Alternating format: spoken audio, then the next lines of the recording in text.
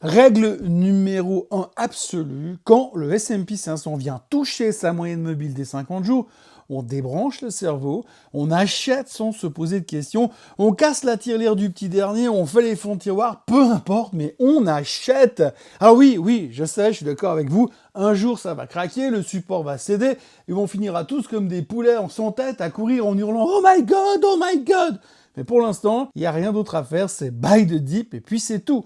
Pourtant, hier matin, l'ambiance n'était pas franchement à la fête, entre Warsh qui pèse sur le moral et qui génère des doutes et questions, et les métaux qui s'effondrent, et le deal OpenAI-Nvidia qui commence à ressembler à un carambolage en chaîne dans le brouillard, les marchés avaient un tout petit peu la gueule de bois. En Asie, c'était le bain de sang, et en Europe, ça ouvrait rouge vif. Et là, miracle, l'étincelle que personne n'attendait, les chiffres manufacturiers américains. Je vous l'avoue humblement, je sais plus ce qui fait bouger le marché. Par contre, ce que je sais, c'est que les acheteurs sont tellement organisés et puissants que vendre contre la tendance est devenu un sport extrême.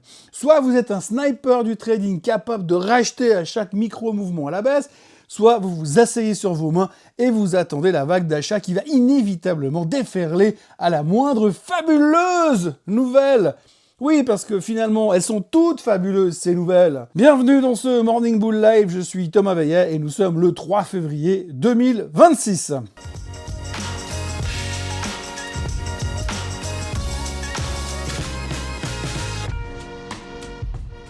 Cette émission vous est présentée par Swissquote. Alors avant toute chose, ce que vous allez entendre et voir dans cette vidéo n'est pas un conseil financier, c'est mon avis, mon analyse et parfois mon humeur du jour. Par contre, si vous voulez comprendre la bourse, là, vous êtes au bon endroit. Et hier, la star de la journée, c'était l'indice ISM manufacturier. Un chiffre dont, soyons honnêtes, on se fout royalement 90% du temps. Mais hier, non, pas du tout. Hier, selon les experts, c'était le Graal, l'élixir de jeunesse. C'est ce chiffre qui a subitement renforcé la confiance dans l'économie nationale, voire de l'économie mondiale carrément. Le score, c'était 52,6 contre 48,4 attendus. Nous sommes au plus haut depuis l'été 2022. C'est fascinant. On est le 3 février et on se pâme devant un indice secondaire comme si on venait de découvrir le vaccin contre la récession et le Covid en même temps. Et alors, comme une bonne nouvelle n'arrive jamais seule, on nous a ressorti le couplet de l'apaisement géopolitique. Pourquoi ? Eh bien parce que Trump, il va voir les Iraniens en Turquie vendredi, enfin, pas Trump, mais ses hommes. Le pétrole se dégonfle, on se dit qu'on n'aura pas de guerre mondiale avant lundi prochain.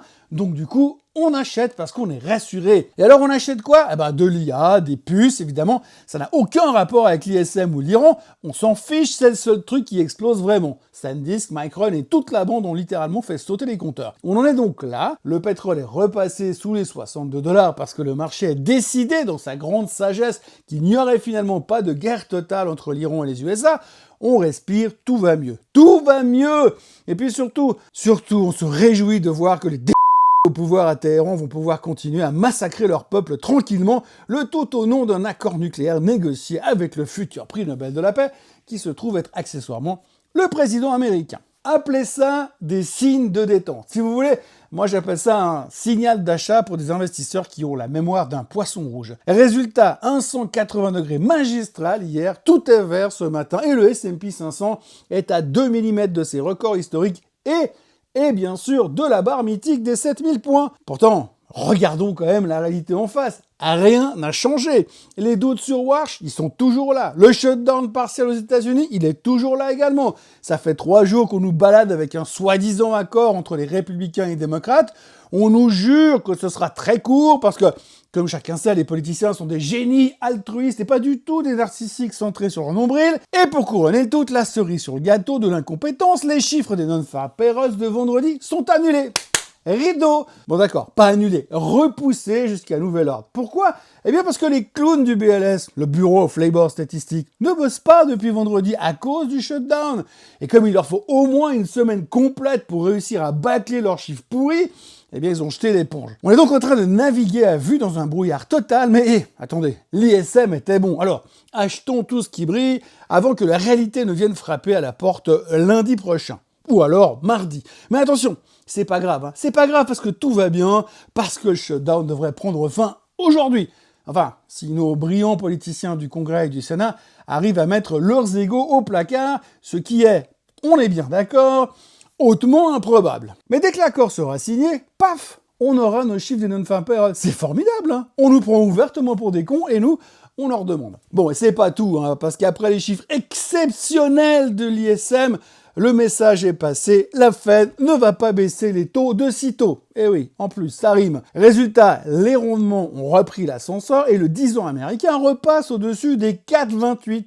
Ça fait 30 mois qu'on nous vend la hausse des marchés avec l'argument de la baisse des taux, grâce à la baisse des taux. Et là, non seulement on comprend que c'est mort pour demain, mais je prends les paris, bientôt on va nous expliquer qu'il serait quand même beaucoup plus intelligent, voire pas complètement idiot, de les monter. Les taux. D'ailleurs, les Australiens, ils l'ont fait ce matin. Ils ont monté les taux à cause des pressions inflationnistes. Peu importe, hein, on ne discute pas avec un marché qui achète n'importe quoi à n'importe quel prix, tant qu'il y a l'étiquette IA dessus. On a encore pu le voir hier avec Teradyne et Palantir. Les croissances explosent, les guidances sont pulvérisées, c'est l'euphorie. Et pendant qu'on fait la fête, Oracle et Amazon licencient, Jensen Huang nous fait comprendre à demi-mot que les 100 milliards d'OpenAI, c'est pas tout à fait pour tout de suite, sans compter que les CDS d'Oracle s'envolent et que plus personne veut leur prêter du fric. Oui, la trouille, ça se commande pas. Et puis hier à la télé, il y avait Ray Dalio qui était là et qui disait « La question n'est pas de savoir quand la bulle va péter, mais de réaliser que les performances des 10 prochaines années vont prendre très cher. » JP Morgan vient de sortir une étude. Si vous achetez avec un PI moyen au-dessus des 23, votre rendement annuel moyen sur 10 ans, c'est entre moins 2 et plus 2%. On ne parle pas de tenir la position jusqu'aux prochaines vacances scolaires, hein. On parle juste de la prochaine décennie. Oui, parce que la question c'est, ceux qui prévoient l'explosion de la bulle Internet, il y en a plein qui l'ont fait par le passé. En 29, mais trop tôt. En 87, mais trop tôt aussi. En 2000, mais trop tôt également. 2007 aussi.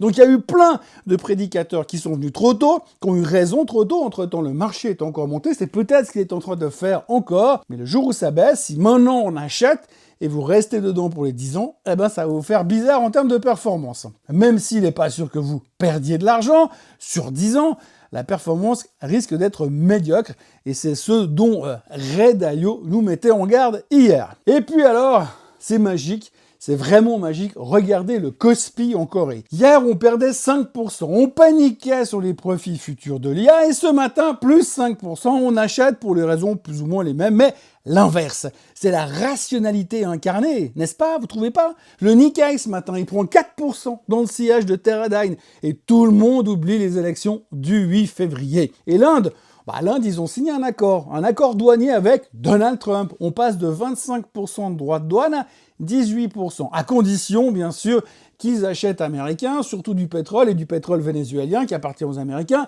et qu'ils oublient le pétrole russe. C'est plus un accord commercial, c'est du racket pur et simple. Modi va bientôt devoir aller baiser la chevalière de Trump à Washington pour éviter de retrouver une tête de cheval dans son lit. Résumé, le pétrole est à 61,80, l'or remonte à 4900, l'argent remonte à 84 $, le Bitcoin est à 78 300 parce que Trump est devenu a very much Bitcoin person selon ses déclarations d'hier. On est donc dans un asile psychiatrique à ciel ouvert, mais tant que ça monte, on achète. Parlons un peu des publications. À côté de Teradyne, on a eu Palantir, et là c'est le carton plein.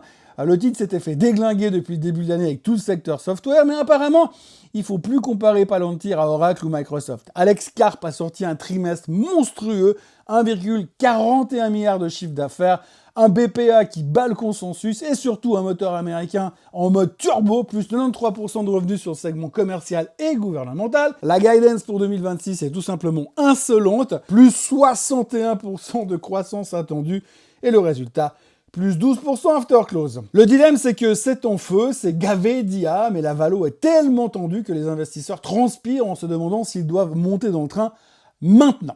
Et puis, il y a Disney. Alors eux, ils doivent regretter de ne pas avoir remplacé Mickey par un robot qui fonctionne par l'intelligence artificielle. Ils ont sorti des chiffres meilleurs que prévu et pourtant, moins 7,4% à la clôture, sanction immédiate. Le chiffre d'affaires monte, oui, les croisières font le job, oui, le streaming est enfin rentable, mais le bénéfice par action recule de 7%.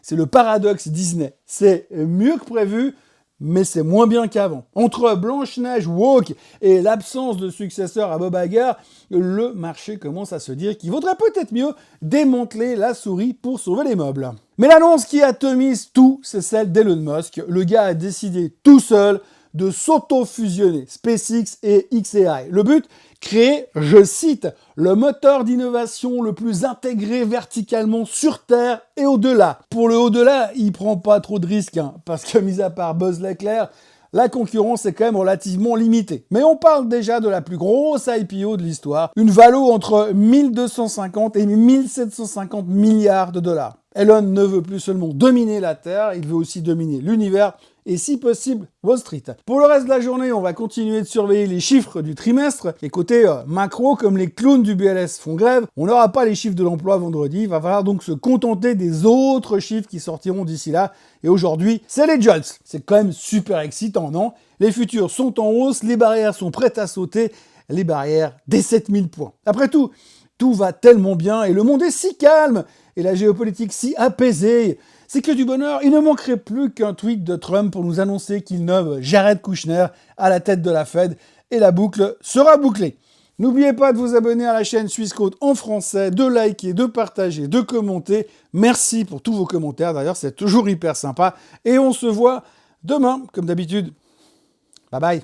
Ce contenu est informatif et éducatif destiné aux personnes connaissant les marchés financiers. Il ne constitue pas un conseil en investissement, juridique ou fiscal. Le trading et l'investissement comportent des risques, notamment la perte de capital. Les CFD et actifs numériques sont volatiles et ne conviennent pas à tous. Swissquote décline toute responsabilité quant à l'exactitude du contenu ou aux pertes liées à son usage. Produits et services disponibles selon la législation en vigueur.